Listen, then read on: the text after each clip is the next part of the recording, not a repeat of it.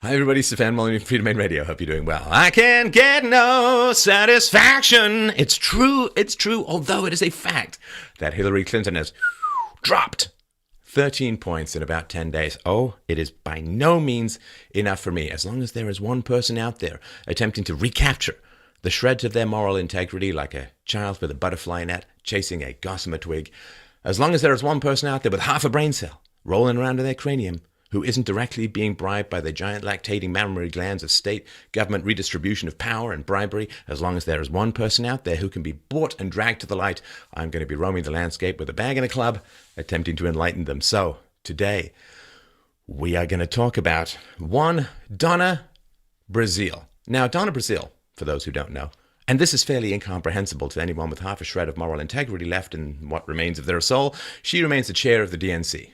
Now, she became chair of the DNC after Debbie Wasserman-Schultz left because of revelations by WikiLeaks. It's a pattern. I can't quite get it now. Maybe by the end of this rant, we'll have it. Now, just before we go into what Donna Brazile is accused of or what's been revealed by WikiLeaks, WikiLeaks has never been credibly accused of doctoring documents, of changing things. And Hillary, when referring to the Podesta email leaks, has called them stolen, not fake. And if there's one person who knows her shades of moral gray to black, it's Hillary Clinton. She's your go-to girl for moral ambivalence and the destruction of Western civilization. So Brazile had, I won't say colorful, let's just say checkered past. She had to resign her post in the 1992 Dukakis campaign because she had spread infidelity rumors about former President George H.W. Bush. That's one of the elderberry Bushes. And she's a contributor to CNN, the Clinton News Network, and the network actually accepted her resignation as a contributor on October 14th. Now, for those of you rather dazed from your post-Halloween candy binges, that's quite a while ago. They announced the decision to sever their relations with Brazile on Monday, October 31st, after more emails were revealed. So, what did the emails reveal? They revealed that Donna Brazile gave the Clinton campaign at least two questions that were going to come up in a debate. One in debate and one in a town hall question from the audience members. This is a huge, big, catastrophic, enlightening, eye-opening deal. Very, very important. Now, she was originally accused of giving one, and she denied that, and now it's been revealed in the emails that she's given at least two, could be more. And this is a very, very serious and very big deal for reasons we'll get to. Now, given that she helped the Hillary Clinton campaign cheat in debates, has she been fired as head of the DNC? Well, would that make it like the third or fourth DNC head in less than a year? See, this is the Hillary Clinton campaign. Let me just slip into my Sauronic cloak of evil and imagine how they might say this. You see, this is the Hillary Clinton campaign. Okay, it's true that we accepted at least two of the questions for a debate and a town hall, and that made our candidate look much more competent than she might otherwise be. But you see, it's really, really bad that Russia and the FBI might try to wrongly influence the outcome of the election. I don't know. The whole media is trying to wrongly influence the outcome of the election. Tim Kaine told George Stephanopoulos recently that no Clinton has ever received any money through the Clinton Foundation. It's the very same week that the New York Times published a detailed piece showing exactly how the Clintons benefited financially and substantially from the Clinton Foundation. Now, Georgie didn't exactly ask Timmy about it or mention Georgie, his own significant affiliation with the Clinton Foundation. He's actually a donor. Now, of course, this is George Stephanopoulos, the man whose self-serving autobiography took its title from will to power guru Friedrich Nietzsche. So, of course, the media is going radio silent over all of these revelations because, well, they're completely in the tank. For Hillary, they have no credibility left with anybody who's got half a brain, and right after the election, the boycotts will begin. But we'll get to that, perhaps later. I just wanted to mention as well that for the Bernie supporters, I sympathize. I really, really sympathize. But here's the reality. Bernie Sanders was going to fight corruption for you. Remember, he was going to take on Wall Street, fight corruption, and fight for the little guy. And he just hated corruption and cheating and all of that kind of stuff. But then he endorsed Hillary Clinton. He has not withdrawn his endorsement. He's not turned on her. He's not fighting the corruption within his own party. The reality is, these were just words. It was never going to happen. And it's good that you saved what remains of your hope to perhaps apply it to different candidates who are, in fact, fighting corruption from the outside. Fight from the outside. And so I just wanted to sympathize, but this is a revelation. Bernie Sanders was never going to fight any kind of corruption because he's in a party that's being revealed as woefully corrupt. And what's he doing about it? I don't know, but not much. Now, Hillary, of course, is becoming increasingly cornered by all of these revelations. And like all demagogues who are cornered, she's turning to vague, hopeful dumbspeak, right? So here's a quote from a recent Hillary speech about her own campaign. Because, she's at the point where she's saying that Donald Trump is going to provoke civil war and nuclear war and so on, right? Although she's actually the only one who's threatened nukes against Iran and is also threatened military action against Russia.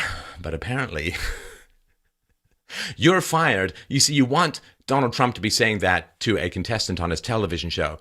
You're fired. You don't want Hillary Clinton to be saying that to an international thermonuclear device. So just a thought to mull with you. So this is what Hillary said.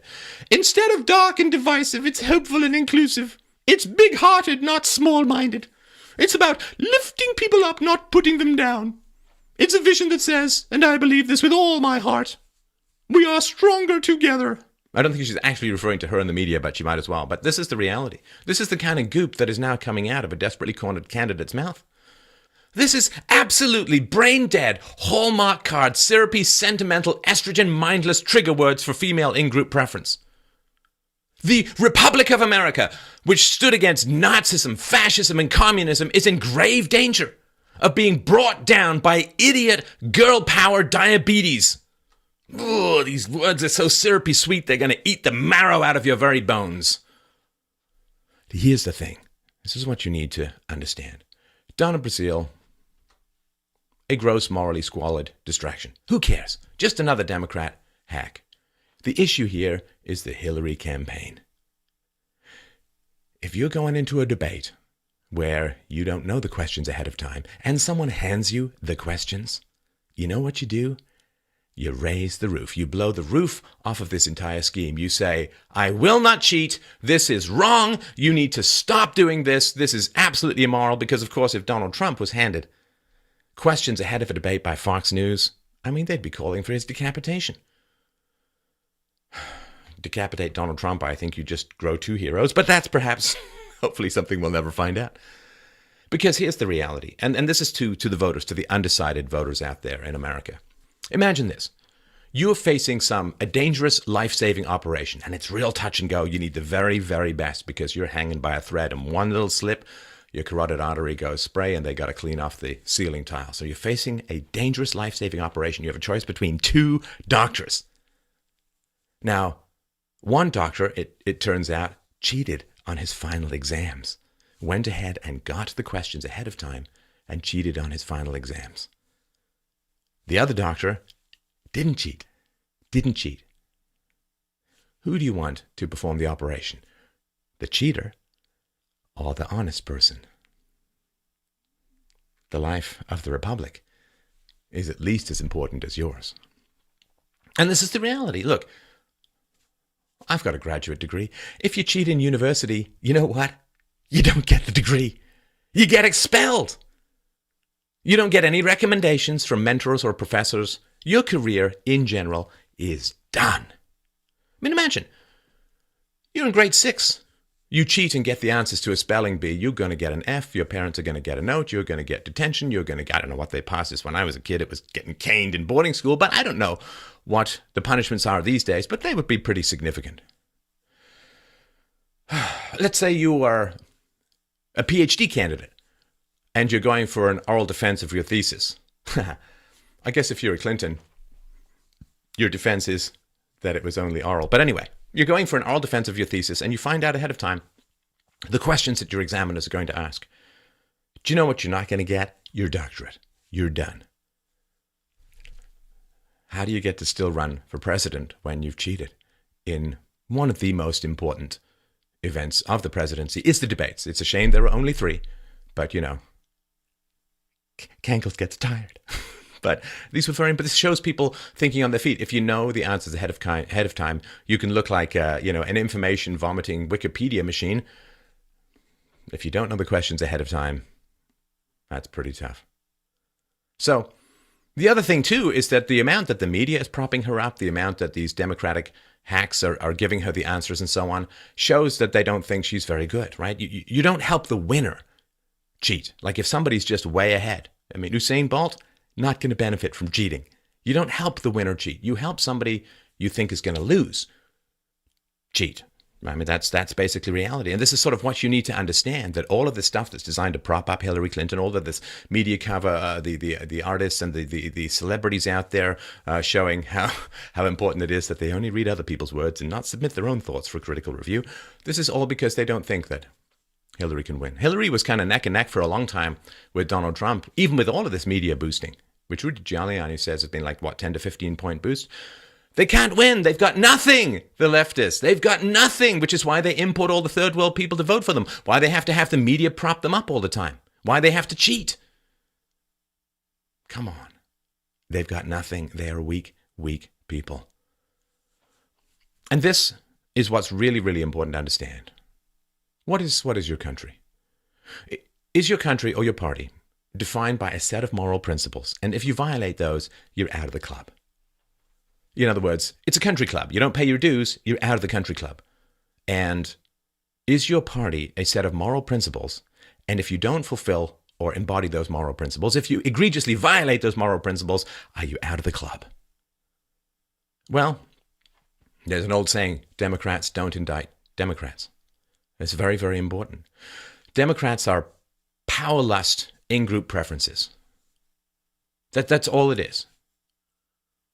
They're a bunch of wizened Smeagol inheritors in suits, thirsty for power, and damn the consequences. They're power junkies, power addicts. Is your group merely tribal, or does it reflect a higher moral standard? Well, when this is revealed, that there has been cheating going on in the most important presidential race in modern history, in the most important focal point, which is the debates of the races, this presidential race in history, this is absolutely astonishing. Because the Democrats aren't investigating this. CNN isn't even really investigating this and saying, how the hell did this happen? How did Donna Brazile get all these questions? How the hell did she pass it over? Who did she pass it to? What happened from there? They don't want to know. Because it's all about getting the power. It's all about the ring. It's not about the good. They'll talk about good as a lever to get power, but they don't want power to do good. They just want power. The last thing I'll say. So recently, somebody who was not a donor to the Clinton Foundation asked Hillary Clinton for a favor at a campaign event.